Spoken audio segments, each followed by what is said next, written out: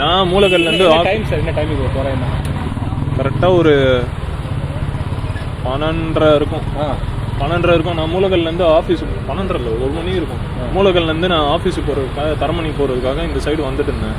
போகிற வழியில் இவர் துறைப்பாக்கத்துலேருந்து இந்த ரிசர்வ் பேங்க் சைடாக வந்துட்டு இருந்தார். இந்த ப்ளூ கலர் காரு. அவர் அந்த சைடு போகிறவர் எதுக்கு இந்த சைடு வந்தாருன்னே தெரில.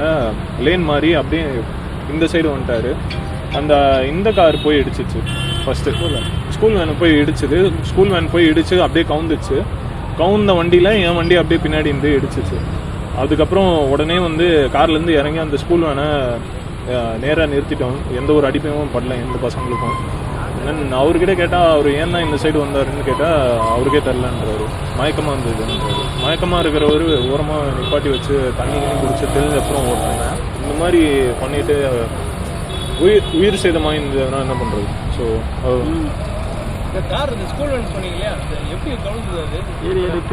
குட்டிக்கரணம்ல அப்படியே கவுந்து அப்படியே நேராக இருக்கிற வண்டி கீழே படுத்துச்சு. படுத்துச்சு. அதுக்கப்புறம் நீங்களா சேர்ந்து தான் தூக்குனீங்களா? ஆமாம்.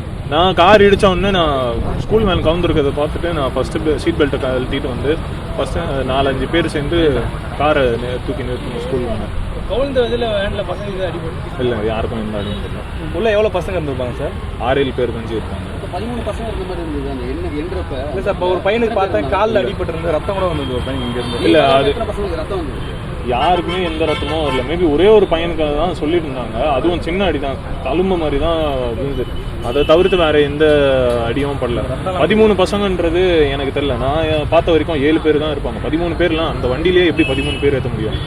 அது லாஜிக்காக கொஞ்சம் யோசிச்சு பாருங்க. 13 பேர்லாம் ஏற்றவே இல்லைங்க அந்த வண்டியில். 6 பேர் அவ்வளோ தான் இருப்பாங்க. டிரைவர் இல்லாமல் என்ன சொல்கிறாங்க சார் உங்களுக்கு? உங்கள் வண்டி போலீஸ் இன்னும் எதுவுமே சொல்லலை. டிராஃபிக் போலீஸ் இதுக்கு அப்புறம் தான் வந்து இன்வெஸ்டிகேட் பண்ணுவாங்கன்னு நினைக்கிறேன். ஸோ அவர்கிட்ட தான் பேசணும். கார் மொத்தம் அவர் தான் வந்து ரெடி பண்ணி கொடுக்கணும். அதுதான் சொல்லிட்டு இருக்கோம். 2 காரும் அவர் தான் ரெடி பண்ணி கொடுக்கணும். உங்கள் பேர் சார்? முகமது ஜுனைத். தேங்க்யூ.